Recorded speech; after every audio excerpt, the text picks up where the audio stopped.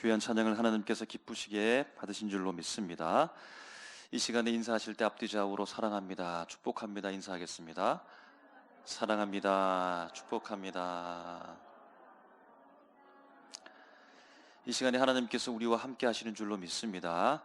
말씀으로 만나시고 찬송으로 우리에게 오시고 기도 가운데 우리에게 역사하실 줄로 믿습니다. 우리에게 필요한 것은 아멘이라고 하는 응답, 믿음의 응답인 줄로 믿습니다. 여러분 세대는 어떤 세대에 속하십니까? 제가 출생 연도별로 세대를 구분한 놓은 표를 보니까 1950년 이전은 아마 전쟁 세대 같고 1950년부터 64년도에 태어나신 분들을 베이비붐 세대, 그래서 여러분 58년 되시는 분들은 동기들이 많으시죠. 그리고 1965년부터 1979년까지 태어난 세대를 X세대, 이때 처음으로 신세대가 많은 말이 생겼는데요. 제가 X세대입니다. 신세대 첫 출발자가 바로 저입니다.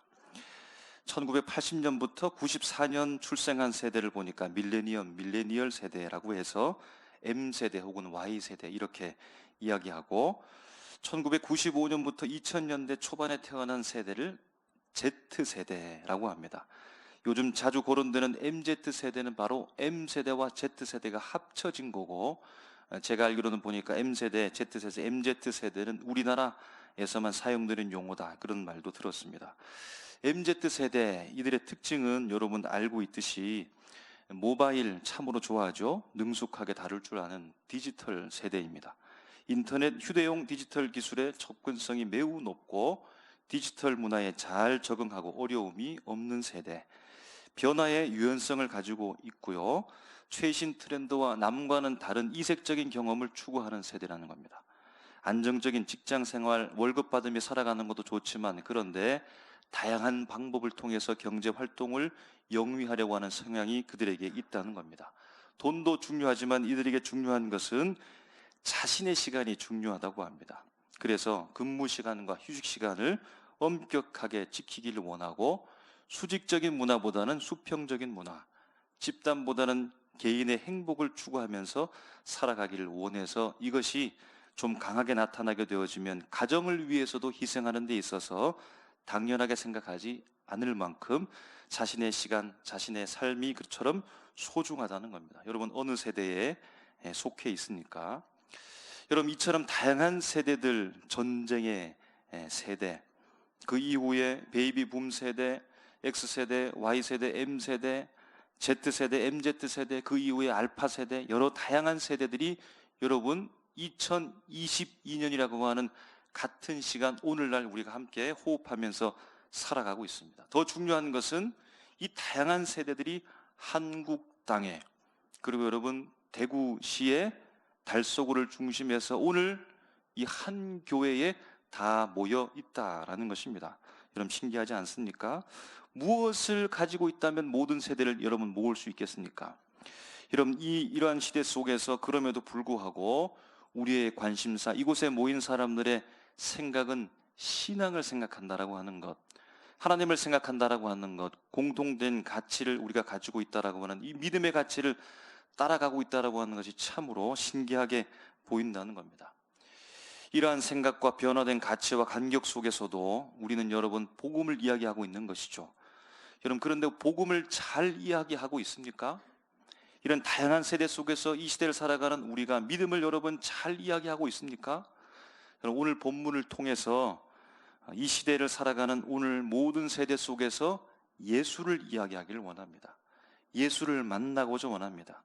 이 모든 다양한 삶 속에서 마침내 예수를 만나고 예수를 이야기하는 놀라운 복이 우리 가운데 충만하기를 주님의 이름으로 축원합니다. 오늘 골로새서 말씀을 우리가 읽고 있는데요, 발신자는 사도 바울과 디모데다라고 이렇게 기록되어져 있습니다. 사도 바울이 편지를 써서 골로새 교회 성도들에게 보내었는데 그가 그 편지를 썼던 장소는 로마이며 감옥 아니었습니다. 배경이 되는 말씀은 사도행전 28장 말씀인데, 사도 바울이 3차 전도여행 중에 이제 거의 막바지 에베소에서 교회를 세우고 2년 동안 목회한 이후에 이제 그가 예루살렘으로 향하여 가려고 합니다. 고국 땅으로 가려고 하는 것이죠. 그런데 그와 그리고 에베소 교회에 속해 있었던 장로님들이 다 알고 있었습니다. 무엇이냐면 사도 바울이 예루살렘 땅으로 가게 되어지면 그를 잡으려고 하는 사람, 결박하려고 하는 사람, 그리고 죽이려고 하는 자들이 기다리고 있다는 사실을 알고 있었죠. 그래서 눈물을 흘리면서 말리기도 했지만 그러나 사명을 붙잡고 사도 바울은 예루살렘으로 갔고 어김없이 그가 결박당했고 수많은 우여곡절 속에서 로마로 이송되어져서 그가 지금 철커덕 감옥에 갇혀 있다는 겁니다. 그런데 그가 골로새 교회에 편지를 쓰고 있습니다. 여러분, 골로새 교회 성도들과 로마 감옥에 붙잡혀 있는 이 바울과의 관계는 어떠했을까요? 감옥에 있으므로 자유가 제한되어져 있고 살아가는 환경이 철저하게 제한되어져 있으므로 불편하고 어렵고 정말로 힘들었을 텐데, 자기 육신 한 몸 돌보는 것도 정말로 버거웠을 텐데, 오늘 사도 바울은 자신을 생각하는 것이 아니라 오히려 자유롭고 그의 삶을 마음대로 영위할 수 있는 골로새 성도들에게 지금 관심을 가지고 편지를 쓰고 있다는 겁니다. 여러분, 이들의 관계가 얼마나 가까울까요? 이곳으로 보게 되어지면 얼마나 애틋한 관계인가, 얼마나 사랑이 충만한가, 얼마나 친밀하게 이들이 교제하고 있는가를 알 수 있는데, 그런데 놀라운 한 가지 사실은 골로새 교회를 사도 바울이 세운 것이 아니라는 겁니다. 골로새 교회를 사도 바울이 세우지 않았음에도 불구하고 오늘 사도 바울이 감옥에 있으면서 그들을 향하여서 편지를 지금 쓰고 있다는 겁니다. 여러분, 이러한 사실 속에서 우리가 알 수 있는 것은 무엇이냐면 그들에게 중요했던 것은 예수 믿는 거였습니다. 한 분 예수님을 바라보는 거였습니다.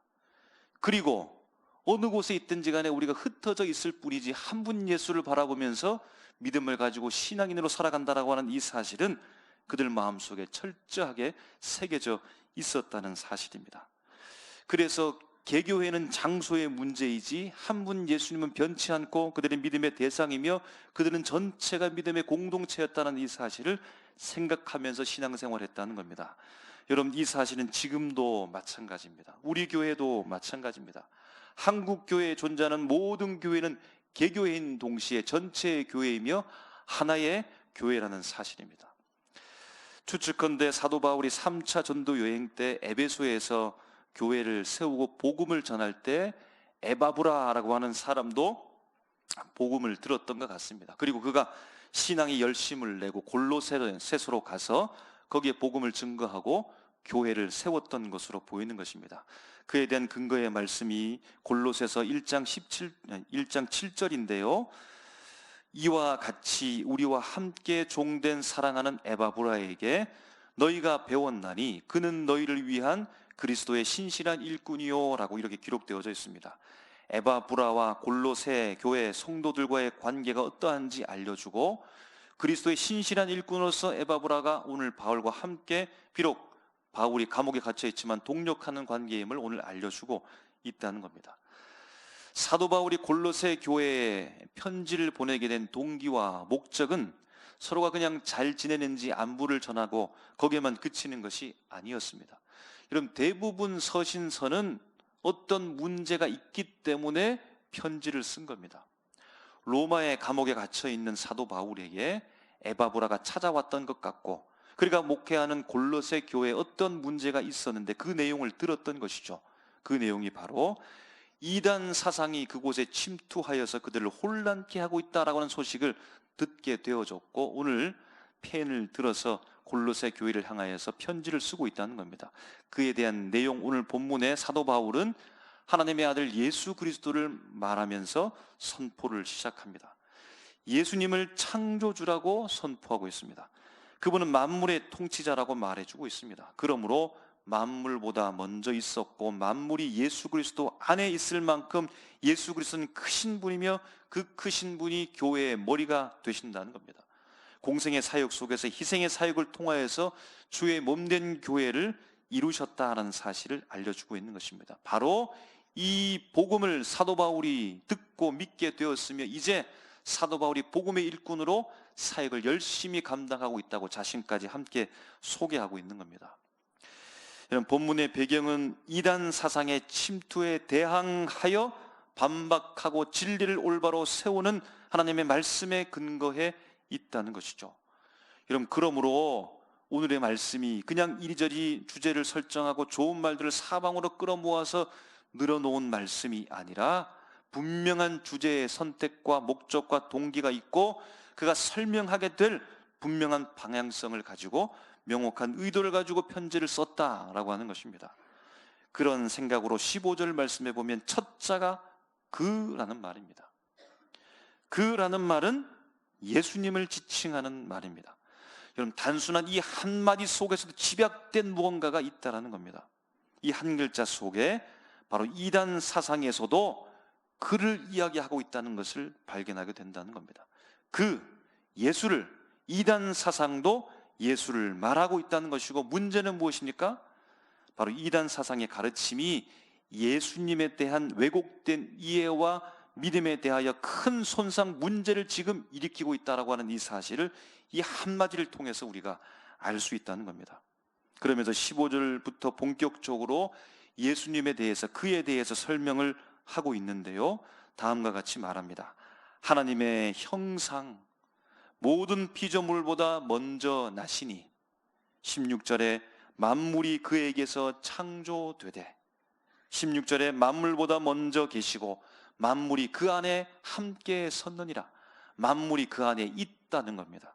그리고 18절부터 이어지는 말씀은 예수님에 대한 이 이해를 통하여서 교회에 적용하고 개인 사람에게 적용하여 곧 사도 바울이 예수의 그 영향 아래 어떤 영향을 받고 살아가고 복음의 일꾼이 되었는지를 마지막에 설명하고 있다는 겁니다. 여러분, 사도 바울은 좀 전에 말했던 것처럼 예수님에 대한 이해를 이처럼 가지고 있습니다. 바울의 이러한 이해는 이단 반박을 위해서, 그들의 사상에 오늘 잘못된 것을 오늘 고발하기 위해서 말한 것으로 본다면, 그곳에 침투해 들어온 이단 사상에 대하여 예수님에 대한 다른 이해를 가지고 있는 그들에게 오늘 반박하면서 말씀하고 있는 것으로 보면 어떠합니까? 이단 사상은, 오늘 그들은 바울이 말했던 그 예수, 그 이해에 대해서 부정하고 있다는 사실을 보게 되어질 때, 이단 사상을 가진 그들은 예수는 하나님의 형상이 아니오라고 말하는 겁니다. 예수는 피조물보다 먼저 나신 분이 아니라고 말하는 겁니다. 예수는 만물을 창조하지 않았으며 만물보다 먼저 계신 분도 아니며 만물이 그의 안에 있지도 않다라고 이단 사상은 부정하고 있다라는 겁니다. 여러분, 바울이 말하는 예수, 이단 사상이 말하고는 이 예수, 여러분, 어떤 사상이 더 합리적일까요? 어떤 설명이 더 설득력을 가지고 있을까요? 여러분, 이 땅에 태어나신 아기 예수님, 소년 시절을 보내시면서 때로는 부모님에게 걱정을 끼쳐드렸던 소년 예수님, 능력과 기사와 기적을 베풀기도 했지만 결국에는 사람들에게 매맞고 모욕당하시면서 결국에는 죽으신 인간 예수님, 아기이며 소년이며 연약한 인간이었던 그 예수님. 그런데 사도 바울은 이 예수를 창조주요, 통치자요, 만물보다 먼저 나시니 만물이 그 안에 있다라고 오늘 전하고 있는 것입니다. 여러분, 과연 어떤 말이 더 객관적인 사실로 보여집니까? 여러분, 어떤 말을 역사적인 사실로 여러분 받아들일 수 있겠습니까? 어떤 것이 더 설득력이 있습니까? 여러분, 이단과 기독교가 마치 이 예수를 같이 말하고 있는데 왜 이처럼 서로 다르게 말하는 것일까요? 어디에서 이들은 갈라진 것입니까? 그 갈라진 틈은 어디입니까? 오늘 본문에서 찾게 되어지면 15절 말씀에 그 틈이 보입니다. 그는 보이지 아니하시는 이 말씀에 주목하는 겁니다. 여러분, 이 말에 이단 사상을 주장하는 사람들과 기독교의 갈림길이 있는 겁니다. 이단 사상, 곧 영지주의자들은 보이는 것을 신으로 받아들이지 않습니다. 보이는 육체는 악하다고 말합니다. 그래서 할 수만 있으면 육체를 괴롭히는 겁니다. 고행하는 겁니다. 육체를 못 살게 구는 겁니다. 보이지 않는 것이 신령한 것이라고 보기 때문에 보이는 예수님을 피조물로 보는 겁니다. 보이는 예수님을 피조물보다 조금 높으신 분으로 격상시켜서 그렇게 보는 이유가 바로 거기에 있다는 겁니다. 여러분, 그러면 설득력이 있어서 어떠합니까? 눈에 보이는 것, 손에 잡히는 것을 가지고 논리를 펴면서 말하는 그 이단 사상가들의 이 논리, 영지주의자들의 이 일, 이 말, 여러분, 이것이 더 합리적으로 보이지 않습니까? 그들의 말이 맞는 것 아닐까요? 증거를 보이지 않는 것이 아니라 보이는 것에 두고 있으니 그들의 논리가 더 논리적이고 합리적이라고 이렇게 생각할 수 있지 않겠습니까? 이처럼 영지주자들의 논리가 더 현실적이고 더 가능 있어 보이고 더 설득력 있게 보이는데, 왜 우리는 사도 바울의 말을 하나님의 말씀으로 받고 있는 것일까요? 바울이 왜 예수님을 신이라고 창조주라고 만물보다 먼저 계신 분이라고 주장하는 이유가 무엇입니까? 그의 주장과 선포의 이런 근거는 무엇일까요? 동일하게 15절 말씀에서부터 시작합니다. 여러분, 그는 곧 예수를 말하는 겁니다. 예수는 보이지 아니하시는 하나님의 형상이시오 라고 말합니다. 곧 예수가 보이지 아니하시는 하나님의 보이는 형상으로 이 땅에 오셨다라는 말씀입니다. 할렐루야.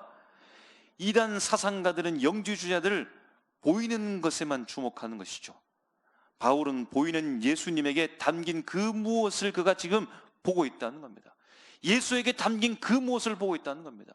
바로 예수에게 담긴 하나님을 그가 보았다는 겁니다. 그것을 알았고 이것을 그가 믿었으며 믿음의 눈으로 새롭게 바라보고 있다는 말씀인데, 오늘 19절에 이렇게 말씀하죠.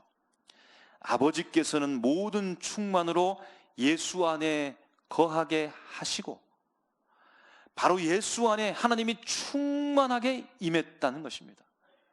하나님의 충만으로 예수께서 이 땅에 오셨다라는 겁니다. 여러분, 합리적인 사고가 신앙에 도움을 줄 수 있습니다. 이해하면서 신앙을 추구해야 되는 것은 건강한 신앙이라고 말할 수 있습니다. 그러나 아무리 합리적이라 말한다 할지라도, 아무리 그 생각과 사고를 말한다 할지라도 보이지 않는 하나님을 앞설 수는 없습니다. 믿음보다 앞설 수는 없다라는 겁니다. 그럼 남녀가 사랑합니다. 그런데 남자가 시기가 되어져서 군대를 가게 되었습니다. 군대를 가는 이 처량한 남자가 남자의 입장에서 염려를 하는 겁니다. 사랑에 대해서 의심을 하는 겁니다. 그가 합리적으로 생각하죠? 볼 수 없으면, 만날 수 없으면 무엇까지 멀어지는 겁니까? 마음까지 멀어져서 사랑이 깨어질 것이라고 합리적으로 생각합니다. 그런데 이 여자는 오늘 남자에게 보여주는 것이 있습니다. 그가 군대에 가서 볼 수 없음에도 불구하고 다른 남자를 만나지 않고 전역할 때까지 기다리는 겁니다. 남자를 향한 보이지 않는 그 사랑을 기다림으로 그가 증명해낸 것입니다. 남자를 사랑하는 그 사랑이 변치 않다라고 하는 것을 기다림으로 말미암아 그 사랑을 그에게 보여주었다라는 겁니다. 아버지와 아들 단둘이 살고 있습니다. 집안은 가난하며 아버지는 아들에게 무뚝뚝하고 엄격합니다. 아들이 대학에 덜컥 합격을 했습니다. 그것도 명문대입니다. 아들은 너무나 좋아서 기쁨으로 그 마음 가운데 충만한데, 그런데 망설임이 있습니다. 아버지께는 말할 수가 없습니다. 이 기쁜 소식을 전할 수가 없습니다. 등록금을 마련할 형편도 안 될 뿐더러 아버지는 기뻐하지도 않을 것이고 좋아하지도 않을 것이고 아들 자신의 일에 대해서는 무관심하다고 그는 생각하고 있기 때문입니다. 그래서 마음을 접지요. 일만 아시는 아버지, 무뚝뚝한 아버지, 엄격한 아버지, 살가운 사랑의 행동이라고는 하나도 없는 아버지. 그런데 어느 날입니다. 집에 들어오면 어김없이 밭일 갔다가 돌아온 누렁소가 소죽통에서 푹푹 콧김을 내뿜으면서 여물을 먹는 소리가 나는데, 여물 먹으면서 땅그랑땅그랑 원앙 소리가 나게 되어져 있는데 이상하게도 기침이 없습니다. 조용합니다. 알고 보니까 아버지가 10년지기 누렁소를 팔아버린 겁니다. 밭일 다 해주고 송아지 낳아주고 집안에 음식 구정물 다 먹고 볕담만 먹고 댕기만 먹고 풀만 먹고 일만 하던 누렁소를, 식구와 같은 누렁소를 팔아버린 겁니다. 아들은 텅 빈 외양간을 바라보면서 누렁소가 그리워서 울고, 아버지 때문에 울고, 아버지 사랑 때문에 울고, 아버지 사랑을 의심했던 못난 자신 때문에 우는 겁니다. 보이지 않는 아버지의 사랑이 누렁소를 통하여서 아들에게 나타난 것이죠. 이런 못난 아들처럼 우리는 고백합니다. 하나님, 저를 사랑합니까? 제 삶의 환경 속에서 주님께서 함께 하시는 것이 맞습니까? 저는 이처럼 힘들고 어려운 환경을 살아가고 있는데 왜 주님 저에게 당장 내려와 주지 않으셔서 돕지 않으십니까? 우리는 그렇게 따져 묻고 골로새 교인들도 이단 사상에 들어와서 하나님을 의심하기 시작하는 것입니다. 하나님이 과연 살아 계십니까? 주님께서 이 땅을 만물을 만드셨습니까? 이 땅은 주님의 통치 그 아래에 있는 것입니까? 로마의 핍박과 기독교의 박해 속에서도 침묵하신 그 하나님, 아무런 힘이 없는 것처럼 보이시는 그 하나님, 과연 하나님은 살아 계십니까? 나를 사랑하십니까? 만물의 통치자입니까? 주님께서 이 세상을 섭리 가운데 움직이고 계십니까? 그렇게 질문하는 겁니다. 창조주이시면 만물의 통치자, 만물보다 먼저 계신 분, 그 안에 만물이 있는 전지전능하신 하나님과 같은 본성을 지니신 하나님, 곧 하나님으로 충만한 그 예수 그리스도께서 이 땅에 오셨다는 겁니다. 보이지 않는 하나님이 보이는 예수를 통해 우리에게 오셨다는 겁니다. 그 일에 대한 행동이 오늘 18절 이후의 말씀에 우리에게 증가하고 있는 겁니다. 18절에 그는 몸인 교회의 머리시라. 믿음의 공동체를 주님께서 모으시고 친히 교회의 머리가 되셨다는 겁니다. 고린도전서 6장 20절에 값으로 산 것이 되었으니 너희 몸으로 하나님께 영광을 돌리라. 여러분, 이 값은 무엇입니까? 핏값입니다. 예수 그리스도의 죽음의 핏값입니다. 십자가에 매달려서 피와 물들을 다 쏟으신 핏값입니다. 그 죽음과 뒤바꿨다는 말입니다. 우리를 살리기 위해서, 우리를 사시기 위해서, 우리를 대속하기 위해서 예수 그리스도께서 핏값으로 우리를 사셔서 주의 몸된 교회를 이루시고 그의 머리가 되셨다라고 말씀해 주고 있는 것입니다. 19절에 십자가의 피로 화평을 이루사. 여러분, 십자가 위에서 죽으시고 우리가 죽어야 되는 죽음을 주님께서 죽으시고 죄의 결과 하나님의 진노 아래 형벌을 받으신 그 예수 그리스도께서 나 대신 예수 그리스도께서 심판을 받으시고 오늘 하나님과 원수되었던 우리를 화평케 화목케 해 주셔서 만나게 해 주셔서 예수의 이름으로 우리가 하나님 앞에 기도하며 이처럼 예배드리고 있다는 겁니다.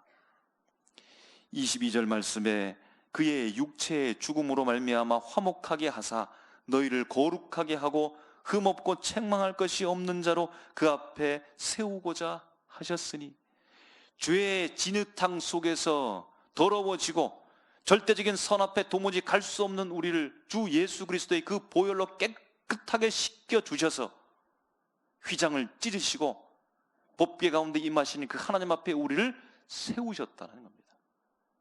예수의 보혈로 의롭게 하셔서 하나님 앞에 우리를 세우셨다라는 겁니다. 여러분, 이것이 보이지 않는 하나님께서 보이는 예수를 통하여서 우리에게 보이신 행동이며 사랑이라는 겁니다. 예수님을 통해서 하나님께서는 그 사랑을, 우리를 향한 사랑을 증명하셨다라는 것입니다. 여러분, 예수님께서 우리를 위해 죽으신 사건, 대신 하나님의 진노 아래에서 형벌받으신 그 사건은 합리적입니까? 합리적 사건입니까? 십자가의 대가를 통해서 예수님께서 자신에게 어떤 유익이 있었기에 그렇게 하셨습니까? 이유를 굳이 말하자면 사랑 때문이요, 대가를 굳이 말하자면 우리의 구원 때문입니다. 여러분, 이것이 예수님의 비이성적인 행동이 아니겠습니까? 비합리적인 행동이 아니겠습니까? 비논리적이고 비이성적이고 말이 안 되는 행동이 아니겠습니까? 여러분, 그것이 가능한 이유는 사랑이기 때문에, 생명을 얻는 일이기 때문에 오늘 우리에게 어떻게 오셨습니까? 여러분, 이것을 우리에게 사랑으로 생명으로 주신 이 일을, 그것은 말도 되지 않는 일이요, 비이성적인 일이요, 비논리적인 일이요, 비합리적인 일이라고 말합니까? 그렇게 말하지 않는 이유는 사랑이 생명을 만들고, 그래서 그것을 우리가 무엇이라고 말하는 것입니까? 비이성이라 말하지 않고 이성을 넘어섰다라고 말하는 겁니다. 합리성을 넘어섰다라고 말하는 겁니다. 논리를 넘어섰다라고 말합니다. 그래서 초이성이라고 말하고 초합리적이라고 말하는 이유가 바로 거기에 있다는 겁니다. 여러분, 누가 감히 기독교를 말도 안 되는 종교, 비이성적인 종교, 단순하고 무식한 종교라고 말할 수 있다는 말입니까? 세계 어느 종교에서 신이 인간을 위해서 죽는다는 말입니까? 인간을 위해서 대신 심판받고 희생하는 신이 도대체 어디 있다는 말입니까? 오늘 천지 만물을 지으시고 통치자가 되신 그 하나님이 바로 우리를 이러한 사랑으로 증명하셨다는 사실입니다. 여러분 믿으십니까? 예수 그리스도, 보이는 그분을 통하여서 보이지 않는 하나님이 정말로 우리를 어떻게 사랑하시는지 우리에게 보여주셨다는 사실을 기록된 말씀 성경을 통해서 오늘 우리에게도 지금 계속해서 증거해 주고 있다는 겁니다. 여러분, 우리가 살아갈 때 때로는 외롭고 힘들고 내 마음대로 되지 않고 마음이 허전하고 하나님의 나라를 사랑하지 않는 것 같은 그런 마음이 들 때 예수를 보시기 바랍니다. 보이는 예수를 보시기 바랍니다. 보이는 하나님의 말씀을 읽기 바랍니다. 보이는 하나님의 말씀, 그것을 통하여서 오늘 그 사건을 통하여서 하나님이 나를 사랑한다는 이 사실을 여러분 다시 한번 깨닫고 나아가시기를 주님의 이름으로 축복합니다.